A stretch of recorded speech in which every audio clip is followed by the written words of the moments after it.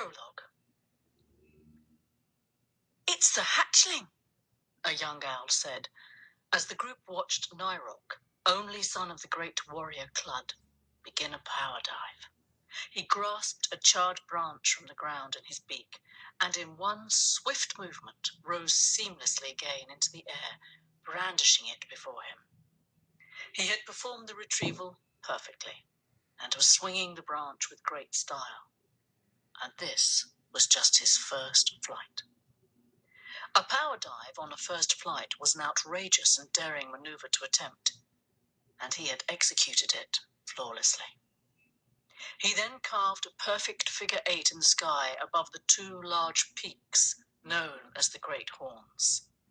This was followed by spiraling descent to a slide-in landing on the ledge where his elders perched. His angle of approach was superb. Then, in front of his mother and her top lieutenants, the hatchling raised his starboard wing and shrieked, "Hail, Clud, supreme commander of the Titanic Union of Pure Ones! Hail her pureness General Ma'am, Nyra, beloved mate of the late High Tito Clud." Chapter 1. A Perfect Son. "Magnificent!" exclaimed an older owl. "And to think that he has been flying for only a few nights." "I've never seen the Hail Clud so perfectly executed," whispered another barn owl. "General Ma'am, you should be proud of your son. Nyra is the perfect young pure one. He shall soon be able to serve in the most elite of the Titanic Union's forces." "Yes," Nyra replied softly. She almost breathed the word. Her hatchling had exceeded her wildest expectations. She had lost much in the cataclysmic battle against the evil owl troops known as the Guardians of Gahor. Her mate, Clud, the High Tito of the Pure Ones, had been killed. But she had been blessed 2 nights later when Nyra, her and Clud's chick, had hatched. Not only was the hatchling the first to be born to the High Tito, he had hatched on a rare night when the shadow of the earth came between the moon and the sun, the night of an eclipse. His mother, too, had been hatched on such a night. Because of this, he had been given a special name, Nyra, the one given to all male hatchlings born under the shadowed moon. Nyra told him that owls hatched on these nights were destined to have great powers. Nyra remembered that moment perfectly. His mum had brought her huge white face, unusually large for a barn owl, close to his. It appeared as large as a moon itself, pure, glistening white, with a seam that ran diagonally across it, a scar from a long-ago battle wound. This was Nyra's first memory. The moon in the sky being eaten by the shadow of the earth, and the moon of his mother's face hovering over him. In his confusion, Nyra had thought that the moon had dropped from the sky and was speaking to him. He recalled those first words his mum spoke, even though he only half understood them. "I shall call you the name of all male chicks hatched at the time of the eclipse," she said. "I name you Nyra, my hatchling." Then she nodded toward a set of burnished metal claws that hung against the stone wall of their hollow. "You shall grow into those claws, Nyra, your father's battle claws. They are the sacred relics of the Pure Ones. You were born to wear them into battle. Regard them closely, my hatchling." Every night, as his mum told him of the magnificent feats of his father in battle, Nyra fastened his gaze on the great battle claws. They seemed to glow with an intensity that matched a full-shine moon. And each night, Nyra would conclude her battle claw stories with these words: You shall bring to these claws great honor. You shall grow up to be strong and fierce like your father. But the little hatchling was becoming much more. Some said he might prove even greater than Clud. There was now only a remnant left of the original Titanic union of pure ones. Their defeat in the battle known as the Burning had been decisive, humiliating, and complete. Or so the rest of our kind thought. But this young hatchling, the one called Nyra, was the hope, the greatest hope of the pure ones. The tarnished destiny of their union would be polished bright with the hatchling's power, his skill, and his agility. The other young owls who had recently been lured to the union wilfed as they witnessed Nyra's unbelievable performance. How would they ever live up to this paragon of Titanic splendor? They almost resented him, but that was a very dangerous sentiment to allow oneself to feel. Instead, they clacked their beaks loudly along with the other owls in a loud ovation of admiration that bordered on the ecstatic. Nyra was indeed perfect. He has the moves. By Glocks, he has the moves. Good Glocks, Inglamora, that power dive for the branch. I have no doubt, had it been ignited, he would have astonished us further.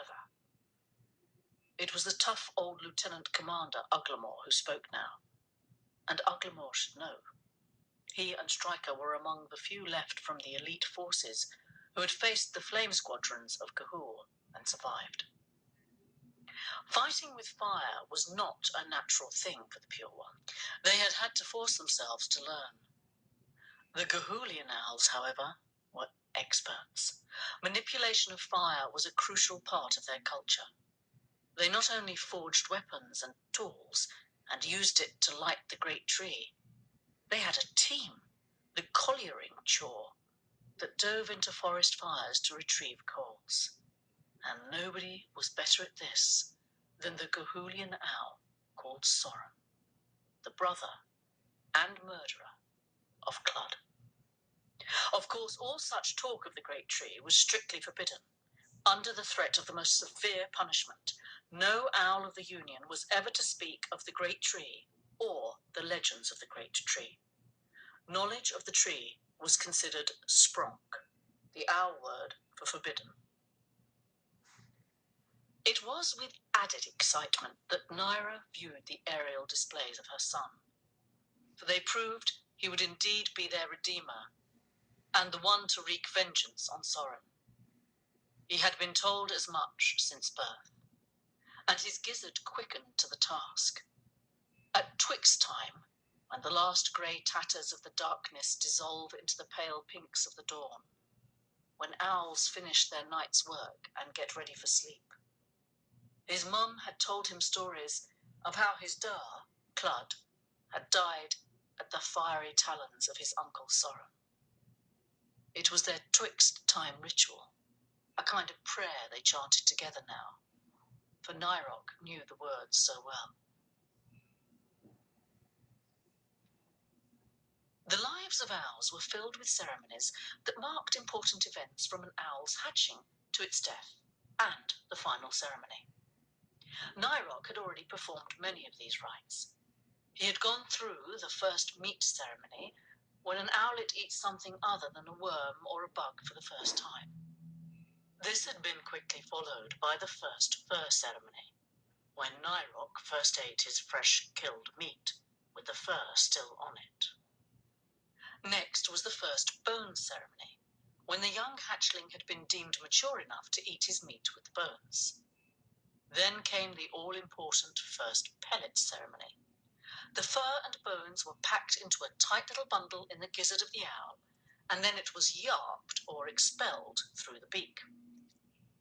Because of this neat way of ridding themselves of most of their waste materials, owls consider themselves to have the noblest digestive systems in the bird kingdom. They commonly referred to all other birds as wet poopers.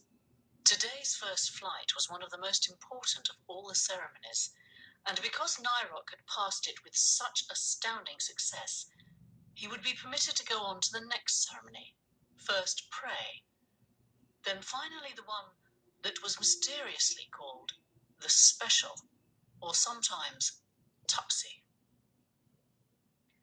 Cries of "Perfect! Perfection!"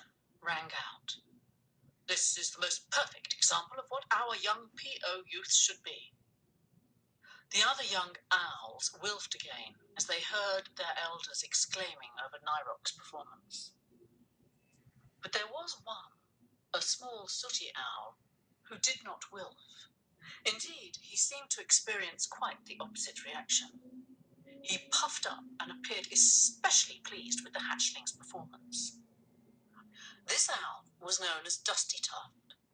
In the rigid ordering that defined the Pure One's society, he occupied one of the lowest ranks.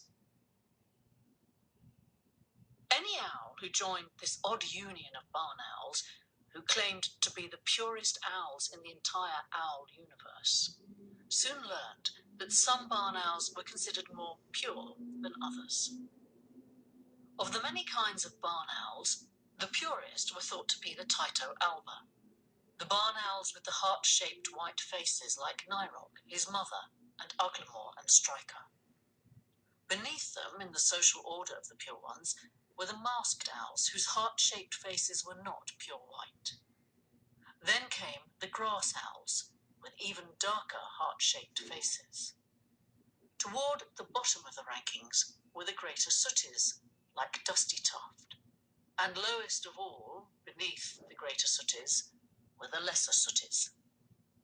Dusty Tuft, like all greater sooties, known more formally as Tyto tenebricosa, looked as if he'd been sprinkled with coal dust, leaving only a few white spots flecking his dark upper parts. His face was not precisely heart-shaped, but looked a little more squashed. It was Dusty Tuft's particular misfortune in life to have been born into this second lowest order of Tytos. Indeed, until the hatching of Nyra, Dusty Tuft thought himself to be the most miserable owl in the world.